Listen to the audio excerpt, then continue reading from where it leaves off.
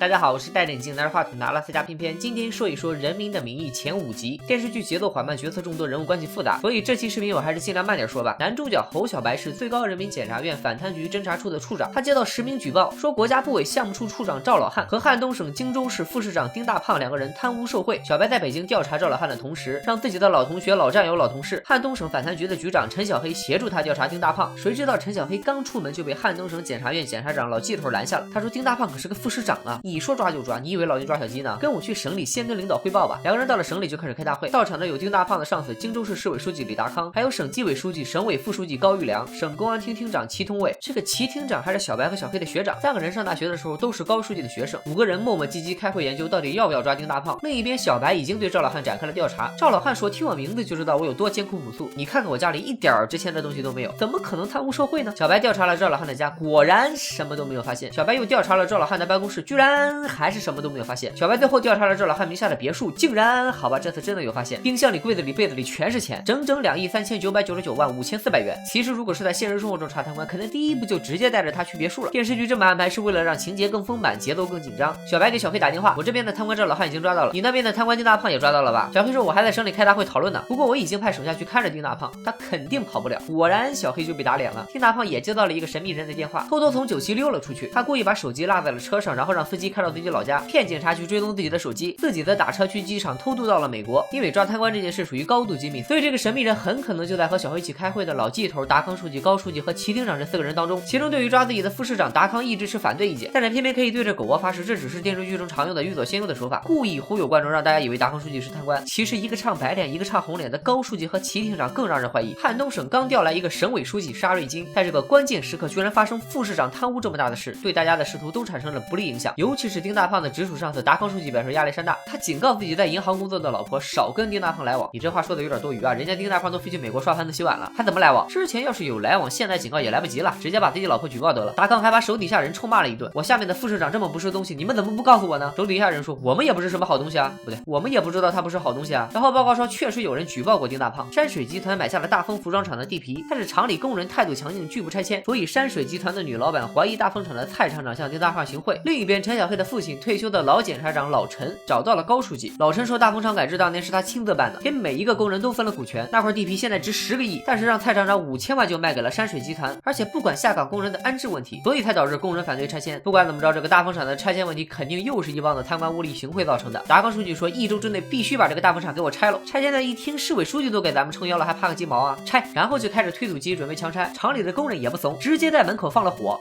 不过没烧死拆迁队的人，反而把几10个工人给烧伤了。在这个信息时代发生这么大的事，立刻在互联网上炸开了锅，谣言满天飞，说什么政府强拆啊，烧死老百姓啊。小黑他爹老陈赶到现场安抚工人，承诺不解决他们的股权问题就绝不拆迁。但是齐厅长却觉得现在是个好机会，鼓动达康书记强拆大丰厂。老陈知道了，直接给省里的高书记打电话，说自己认识新来的省委书记沙瑞金，还搬了个小马扎坐在推土机前面，想要拆迁就从我身上压过去。就这样过了一夜，沙瑞金书记给达康书记打电话，严肃批评了他不顾人民群众的利益，又让达康把电话给了老陈。省委书记沙瑞金在老陈这里就变成了小金子。达康书记再一次感到压力山大，没想到这个退休的老干部和新来的省委书记关系这么铁。小黑也来到了现场，把他爹老陈接回了家。在车上，小黑对老陈说，自己发现了一些关于丁大胖受贿的线索，很可能扯出一大片贪官，自己马上去北京找小白一起向领导汇报。出发的时候，小黑他妈不停地嘱咐他要注意安全，注意安全啊！好了，知道了啊，赶紧回去吧。安全第一。知道了。根据电视剧里的常见套路，我们可以分析出小黑这是立了一个 flag， 越是强调安全，就越是可能要倒血霉啊！果不其然，小黑边过马路边给北京的小白打电话。就这个全景镜头，这个拍摄角度，这个演员走位，下一秒来一辆大卡车撞死小黑，我一点都不意外。